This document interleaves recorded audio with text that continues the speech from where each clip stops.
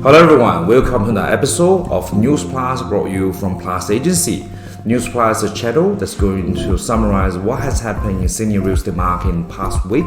If you're interested in this type of content, please make sure you watch and share to your friends and family who may need it. Plus Agency is a boutique agency mainly selling properties in Sydney CBD, the North and the East. If you are buying property or selling property in those locations, please make sure you pay us a visit. Come to 418 Victoria Avenue, Chatswood. We are more than happy to provide you with some Plus Agency Plus services. Alright, with no further ado, let's get this week's News Plus started. First of all, Sydney sellers move to private treaty as buyers stand back. More Sydney properties are being switched from auction to private treaty as buyers' sentimental shift from fears of missing out to fears of paying too much. The number of buyers turning up to auctions has sunk in recent months, with less serious bidders waiting to see what happens to property prices before they make their move. Rising interest rate and talk about a downturn has been less urgency from buyers and a growing uncertainty from sellers, who are more willing to do the deal behind the closed doors rather than proceed to auction. River data shows out of the 719 senior property scheduled for auction in April, 69.8% did not proceed and were either sold prior, switched to private treaty, withdrawn from the market or postponed. This different to Melbourne, where 33.9% of the 762 auctions did not proceed, and Australia with 44% of the 2,861 auctions did not proceed. River chief economist Narendra said the market has turned more in favor of buyers after the seller market of 2021. The market has clearly slowed down, buyers holding back. Clearly, the extreme heat we saw last year has come out of the market. As a result, auction bidding and the prices being achieved at the auction have pulled back a little bit from last year. As a result, we do see some sellers deciding to sell prior to auction. We do see some people deciding to move to private sales because the agent advised them to do so. They may not be able to rush to sell, or they feel they may not get a good result. He said, comparing the first 5 months of this year and last showing 10% jump in the number of vendors switching to private treaties, with those postponing auction has increased from 6.6% to about 10.6%. That's a big shift that we have seen. Rewrite New South Wales chief auctioneer Alex said about 4 buyers on average were registering to bid per auction in Sydney, down from 6.5 this time last year. The number of serious buyers were now about 3. During the September peak, the number of registered bidders per property rose as high as 12.8, while the number of active bidders reached to 6.5. Vendors were responding accordingly by taking the transaction out of public auction selling. This is no doubt that there is less urgency and less commitment from buyers. He said, last year we only saw 8% of properties converting to private treaty. Now we're seeing as high as 20% converting to private treaty. He said media coverages around interest rate and falling property prices has led buyers and sellers questioning the immediate future of the market. And that's just happening everywhere. I think as an agent, you might have to think about strategy, but as we said, Australian property always lucky, Sydney property is always strong. With good properties in a good location, the A-tier ones, I think there's still quite a bit of an opportunity to actually lock them in at an auction, where the other properties may have to think about a different strategy otherwise. Next one, what a 5.1% minimum wage increase means for housing affordability in Sydney. Home ownerships would remain out of reach for Sydney's low-income earners even if they got a pay rise, with the likely spike in rent also cancelling out any extra money in workers' pocket. Opposition leader Anthony Albanese has committed to raise the minimum wages by 5.1% in line with the soaring cost of living if Labour wins the election, which did analyze shows that the increase wouldn't make a significant difference to the housing affordability walls of essential workers and other low-income earners.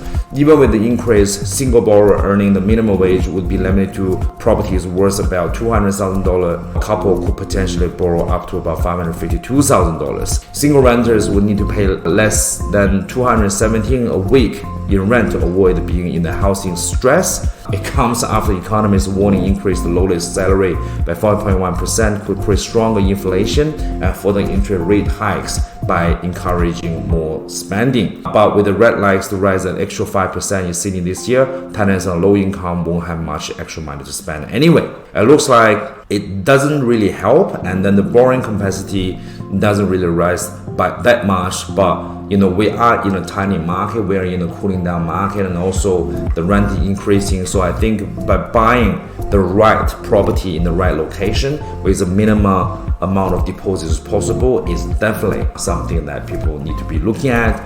Property in suburbs may get their boom with this pay rise and also with these new rules.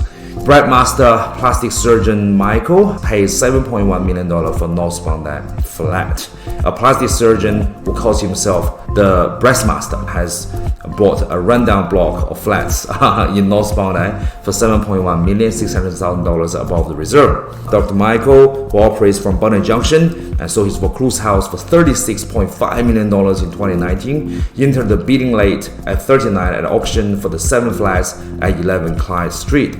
Real double base Warren, auctioneer James, and conjunction Rick from Rian Home locked to have 4 active parties, while bidding starts slowly from $5 million and rising in $100,000 increments. The agent did not want to discuss the identity of the late bidder, but sources confirmed it was indeed the high-profile surgeon. The block of flats looks to be savvy investment for a cash-out investor with 6 two-bedders and 1 bedder ripe for rental.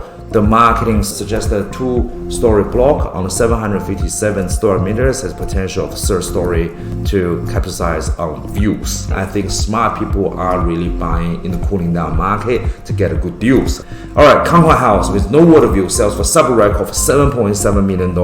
Concord, a recent constructed home in Concord, has smashed record for the highest residential property price ever paid in the popular Inner West area, located on 22 Chapel Street, Concord.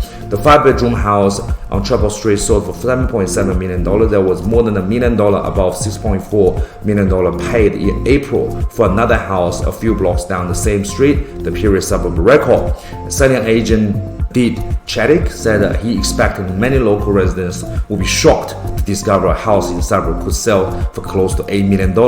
It doesn't even have water views. The house sold for $6.4 million had been the first property in the area changing hands for over $6 million. But everybody was talking about soft market. The next sale started happening, smashed the other record out of the park. Good properties, really recently built properties, beautiful properties with beautiful finishes are still attracting good buyers. So A-tier properties, you will always have a space in this area. Blue Mountain, we talk about A-tier properties, right? Now we have like a Z-tier, if there is a Z-tier existed. Blue Mountain Old Shack sells for $565,000. A deceased stay in Blue Mountain sold at auction this week for $565,000, with the listing describing it as an old shack, brought to marketing by white property agents Michael and Mariana. The 2 bedrooms and the 1 bathroom property at 1,239 Bells Lane of Road in Kurunjung Heights has been left untouched for 3 years. The home is in poor condition with mold all over the walls and dirt spreading around the floor. According to the agent, the property has been expected to sell for around the area median price house of $925,000. This is definitely an entire level property for the area. This has been a long time since this property was last on the market. Set in the secluded area in Kurunjung Heights, the property provides opportunity to either complete a renovation or change of the floor plan. So this is an absolutely broken down house. This is still very quickly sold. I mean, people are paying money for this type of stuff. The last news of this week, New South Wales real estate Sutherland Shine gets first $20 million sale. One of the last 3 waterfront estate on the peninsula has sold for $20 million, a new residential record for Sutherland Shine. The sale topped the record previously set by the buyers of home at the Planzo Georges in Slovenia. They are paid $16.3 million in February. Selling Highland agent Mitchell said the brand new property on Ulovere Road was a gem. The property has the best of Berlin luxury with the key waterfront amenity, pristine views, and the high-end finishes throughout. The 5-bedroom tri-level home occupies a block of over 2,000 square meters with deep water frontage, sparkling views, and lush gardens. The property includes a heated swimming pool and a spa overlooking the brand new bay, boat shed, remote jet ski dock, sleep rails, jetty, and pontoon and mooring pen. It has secure gated entrance of 5-car garage with an automatic remote turntable. The Plateau master bedroom retreat comes with a full ensuite walk-in wardrobe. The property last sold for $5.65 million in 2012. Highland Property Director Dave said buyers jockeying for waterfront positions with pushing prices in Borneo. So $20 million in Shanghai. That's a new era for everybody in the industry. Thank you so much for tuning into this week's News Plus. If you want to know more information about Plus Agency or want to know more listings that we'll be selling, please make sure to tune into plusagency.com.au. This is Peter Lee. I'll see you next week.